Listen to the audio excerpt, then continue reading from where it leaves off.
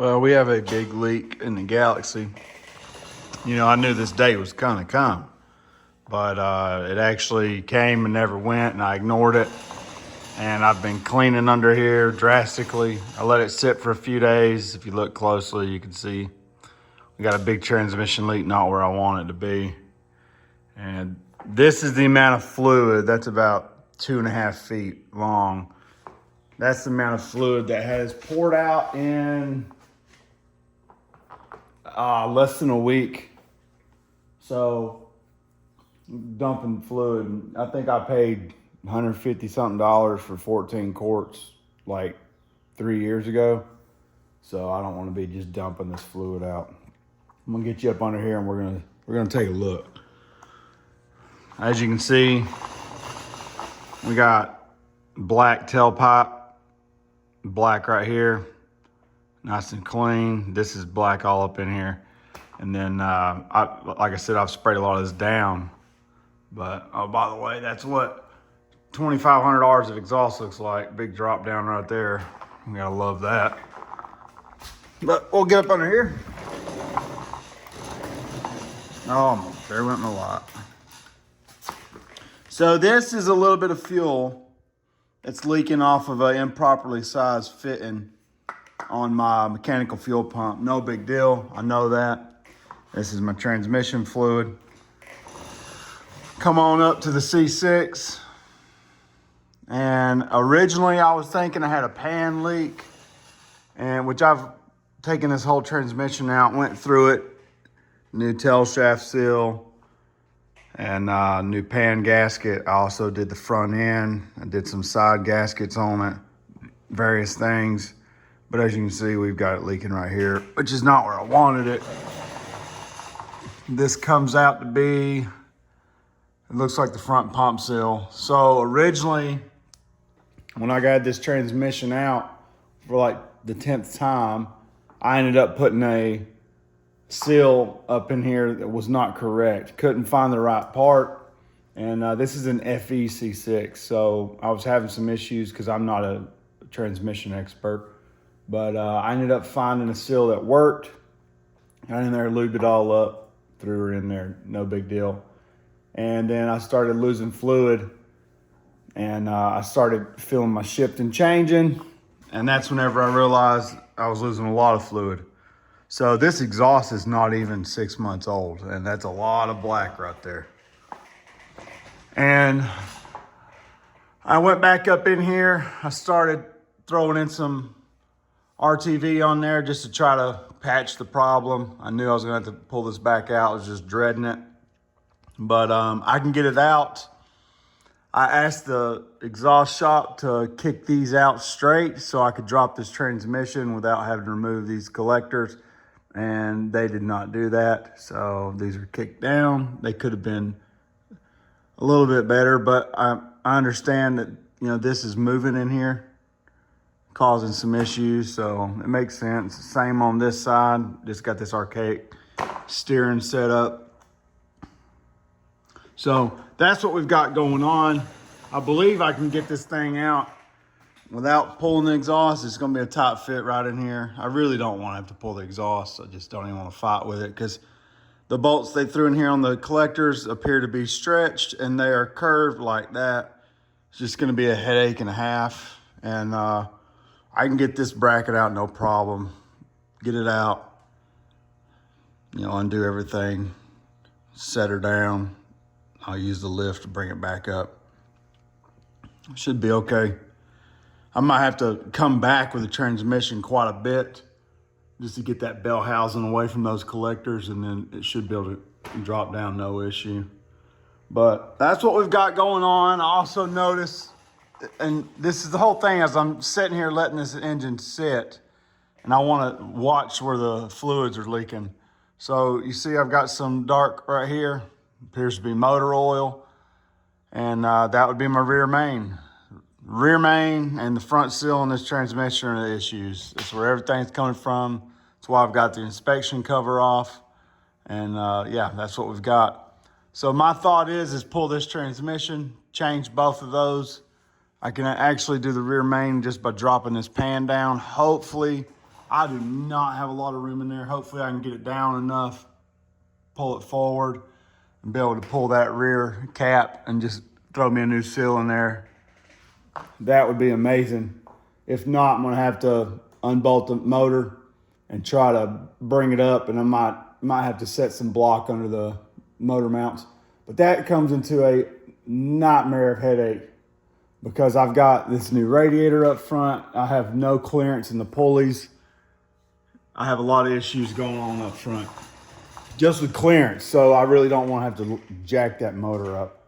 Second problem I've noticed, and I might be stupid to this. You know, I wasn't born in the 50s. So there's a wasp nest inside the frame rail. Are you kidding me? Anyways, front end alignment. This tire, if you look down at this tread right in here, it has a stair step effect. And I have no alignment really up here. I can't figure that out. So I know that my springs are shot. I need to change that, but I love the look. It's sitting low. Man, it looks good.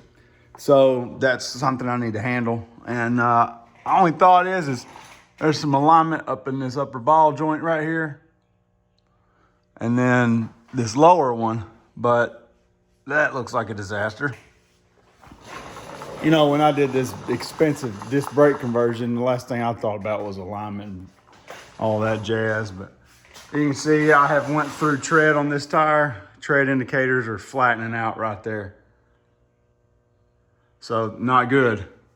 Don't mind the size of these. They've got up in these bolts up in here to hold the inner fender. I'd like to pull these inner fenders out, to be honest with you. Now this one sits completely different. Check out the tread on this tire. We got a little bit of life in there. But this tire just hanging, check it out. It's nice and square. Go over to this one. Look at that. She's cambered hard. So I'm not sure what's going on with this upper control arm. I'm assuming there's some adjustment up here and right here. So I need to dabble in that a little bit and figure out what's going on. That's my main focus for the next month or so. The transmission is going to be a nightmare. I really wish I could go out and buy or get a sponsorship. I wish I could go out and obtain a fresh, beautiful C6 transmission. Better yet, a 4-speed. I would love a manual transmission. And I just don't think that's going to happen right now financially. You know, unless you pull out the magic credit card. But that's what we're dealing with, the situation. And I think the transmission is savable. It runs out great. It shifts like butter. And that torque converter, 2800 stall, give or take, it works fantastic with this gearing in the car. And surprisingly, it gets over 10 miles per gallon. And that's with me romping on this thing everywhere I go. And that's been in the summer heat. So I'm okay with that. I think it's got a 3.0 gear in it, which is terrible, but it is what it is. So if we can get this transmission sealed, it means I can make this more of a reliable car, and I can ultimately get it down to Florida to the Freedom Factory. And that's my end goal with the car, is to drive it down there and take it down the track and just have a nice wintertime drive through Florida, really just enjoy the temperatures and have a good time. But most likely my wife will follow me in our Lincoln with a tow dolly, just in case, because I really don't want to tow this thing home. But then again, I'm like, yeah, she could just follow me and we could always rent a tow dolly. It wouldn't be a big deal. So that's what we got going on. I also wanted to do a little bit of work on this exhaust. I'd really like to throw in an H-pipe right there. We'll see if that happens. I got a couple issues. Let me run over here and show you. As I'm getting stuck. Ah. All right, whatever. So if I did an H-pipe in here, it's probably gonna have to be up forward. Generally in this area, I'd say about 8 inches back from this little union right here. Basically look at that drive shaft yoke, get me about 8 inches back. Reason is if I need to get this transmission out, I need to come back with it. And I want to be able to come down level and not have to go woo woo. So that would be a good area. And this is the car at max articulation back here. I don't see that drive shaft coming down any further. So if I could get one right in here, that'd be a good spot for an H-pipe and go from there. But I'd like to see the difference of the sound, before I did it. And I obviously can't do that. So I'm just going to have to dedicate and do it. And I think it's a good idea. An H-pipe will tone it down just a hair. It has that ultimate classic car sound, especially this really aggressive cam, this 390 and these single chambers. The only issue I have is it has this like a pop to it. And, I'm not driving around my truck 5 feet lower in the back and 5 feet taller in the front. I don't want that loud, nasty crackle and pop. I'm sorry. I'm not 16 years old driving these crooked vehicles down the road. It's just not my idea of a good time. So I would really like to get this thing toned down just a hair. I love the sound. I don't necessarily want to make it quieter, but ultimately an H-pipe is going to make it quieter. And I can hear my brother right now saying, yeah, that ain't going to be good. So we'll see. It'd be amazing if I could do an H-pipe right here and then actually install some electric cutouts right here and just pipe them out under the door. That way, if I'm pulling up into a little car show or if I'm driving around, somebody, thinks their car's louder than mine, I can just hit me a little switch and pow, straight piped. That'd be kind of cool, just to be rowdy. But that's what we got going on. We'll see. I thought I had a piece of pipe and I was going to get it done in this video. I need to look around the shop. I think I cleaned house the other day, a couple months ago, and I don't have a single piece of pipe in here. I had the perfect one too, and I really don't want to run to the parts store and spend 20 bucks. We'll see. I'm going to take a look and see if I can find it. If so, we're going to get changed in this video, and we're going to have some awesome exhaust noise there at the end. So, and this frame, God, it's in such good shape. Look at that. More dirt dauber nest stuff. Gosh, there's another one. And I drive this car all the time. Let me know in the comments, you 400 subscribers, lesser than that, if y'all would recommend pulling out these inner fenders. I'll show you why. This is not the video y'all wanted, I know. I'd love to go out and do some burnouts. It's not happening in this video. When she's down, we got a little scrub-a-dub right there. It's coming from these bolts up in here that are hanging in here, holding on to this inner fender. This inner fender does not look safe to me. I want to pull it out and just open her up. I've already had to cut half of it out. I honestly think it would improve cooling as well. Who knows? We'll see. By the way, I'm going to include some photos. I went to the Savoy for like the 5th time, Savoy Automotive Museum in North Georgia. It's in Cartersville. And had a great time again. I take my daughter there quite frequently. But they had the vintage NASCARs from like 63 and 64 in there. It was fantastic. And they had some Galaxies, they had some Fairlanes, they had some Impalas. It was awesome. So I'd like to throw a few photos of those and let you see, take a look at them. They were just killer. I'm talking hand painted. It was insane. And that's my goal with this car. I've got 17s on it, but these match that styled look on those 64 Galaxies back in the day. And obviously my body's not even worth it, but it'd be sick to get in a big old 65 right here. I kind of wanted to do my badge number from my almost 10 years of law enforcement, but it's a 3-digit number and I kind of don't want to do that. It would just I don't think it would fit well on the door. Have to really squeeze it down to get it in there. But I have an idea of doing some hand painting on here, and I might be getting a new door. She's got some eat up down in there and it's not too good. I'll be honest with you guys. I love the car to death and my daughter loves it, but I wouldn't be against taking everything out of this, including the disc brake conversion, everything, fuel cell, powertrain, this $1,500 radiator. I wouldn't mind taking all of that out and putting it in like a 63 or 64 fastback. That's my dream. But that would just be sick. Or 2-door F100. That's the real dream. And it seems everybody wants $20,000 for their piece of junk F100. I don't understand it. But, you know, or $6,000 for something that's falling apart. I'm not spending that. I don't have it, to be honest with you. So I know I'm trying to respect the rust and everything, but I ain't touching anything like that for that much money. It's just not in my common sense catalog. So that's what we got going on. We'll do a little work. I'll try to bring you in on it. If not, it might be the end of the video. Oh, and here we go. I got my pipe. I'll be the baker's man. I really don't want to put that in that nice new exhaust. Be interesting to see if that would fit in there.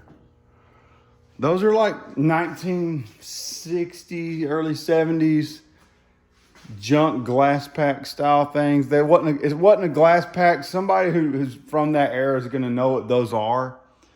They were on here, and they were on here from the late 60s. That is it might be called like a thrush pack. I can't remember. This is back before all these modern mufflers took over. But I hung on to them because I thought that would be super cool to throw on something.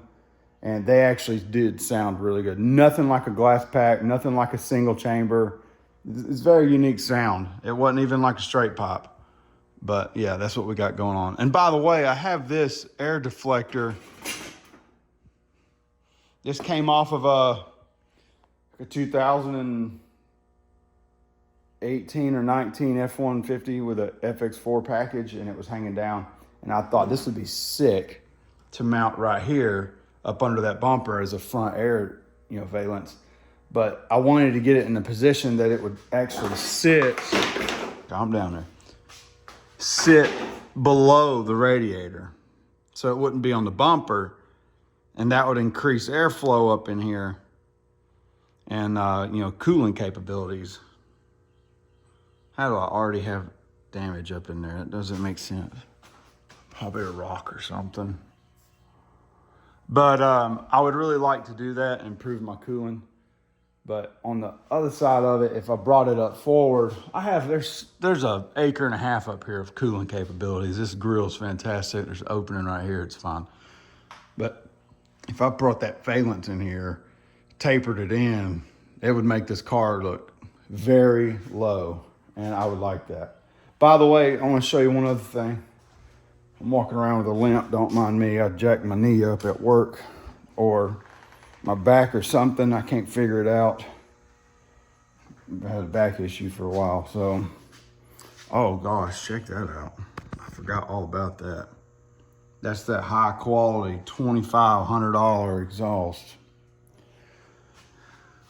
So, this is new disc brakes. That rotor's looking wonderful. Pad's just not doing that good. Back in here, I was wanting to lower the car some. And I thought about cutting these big old springs, but they can't be cut. And airbags is a great option. I have a lot of room for airbags set up. And it's perfect. It really is perfect. But I was also looking at the simple fact of I could just replace these springs with new springs, front and rear. I know it would take away from my look, but it would drastically improve the ride on this car. It floats like a kayak going down a river, which is good and bad. And this tire is so close, it's not even funny. I can't get that screw in or out. I need to cut it off. But she gets up in there. So we'll see. I love this exhaust coming out back here. It looks good. That's a vent, that line. That's a fuel vent. I gotta put a pan in this car. But they did a good job back in here, but man, that corner up in there, terrible. And I'll tell you what happened. There's my late grandpa. My grandma's still alive. What happened is they sit there and they asked wheel and tire combo on that car when I was doing the exhaust and said, I'm going a lot wider. So what did they do? They built that exhaust tucked in there for the like 6-inch wide original tires, which are sitting right over here. Not the top one. The fourth one's back in the corner. But those three, they are drastically narrower. And that's what they built it for. So anyways, that's what we got going on. we're gonna get some work done, and I'm gonna walk around here with a limp and try to get some things done. I gotta be careful my back.